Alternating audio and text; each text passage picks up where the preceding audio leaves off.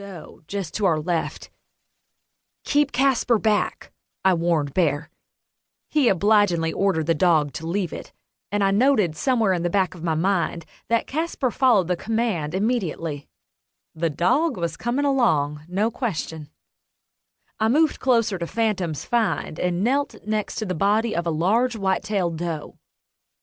Based on the rate of decomp, she'd been killed at least a day ago. Anger grew like fire in my belly at sight of the wound in her side.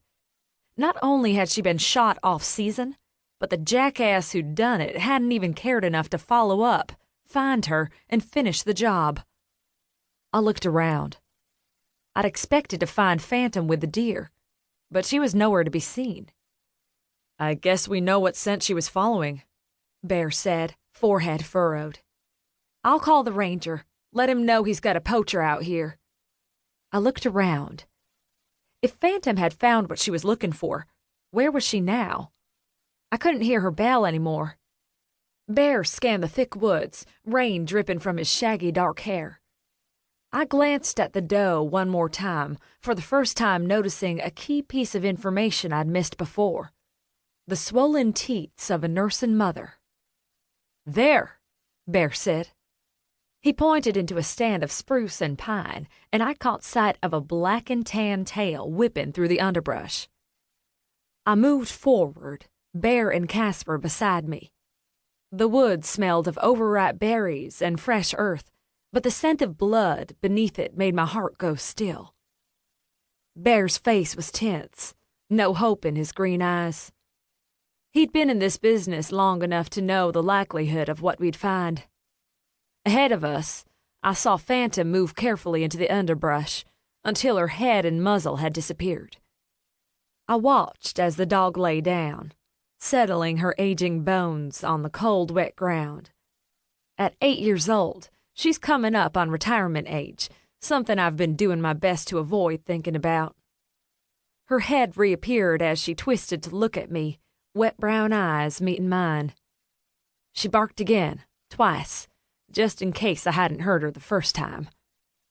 The second alert always seems a little patronizing to me, like she suggested I might be slow on the uptake for not getting there sooner. She turned back to whatever was in the brush and crawled forward until she was half swallowed by the bushes herself. I lay down on my belly beside her and inched in, ignoring the thorns that tore at my cheeks and hair or the mud that drenched my front, focused instead on the animal I was sure I would find.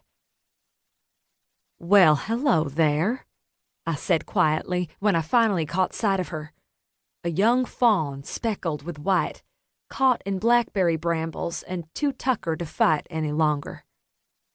The fawn flailed at sight of me, letting out a pitiful bleat, then stilled when Phantom whimpered and ran her tongue over the deer's tawny fur in long, leisurely strokes. The fawn calmed, focused on Phantom now. I crept in further. "Good girl, Fan," I said. "Good find."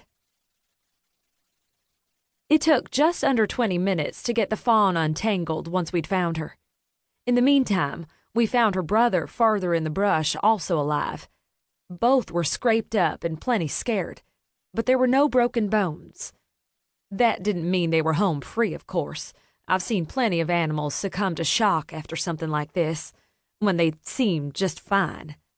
Still, it was a start. I'd offered Phantom the knotted rope she usually gets after a successful search, but she turned up her nose at it.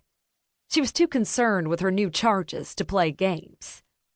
From here, our destination was Windfall Island, formerly Payson Isle, an island 10 miles off the coast of Maine. The island had been very generously donated by Erin Solomon, a reporter who had inherited the place and assured me she never, ever wanted to set foot on its shores again, after the drama she'd faced there several months ago. Call it Fantasy Island and hire a couple of guys decked out in white suits and bad accents for all I care. The place is yours now, she told me in our last conversation. Thus, Windfall Island was born. There, Baron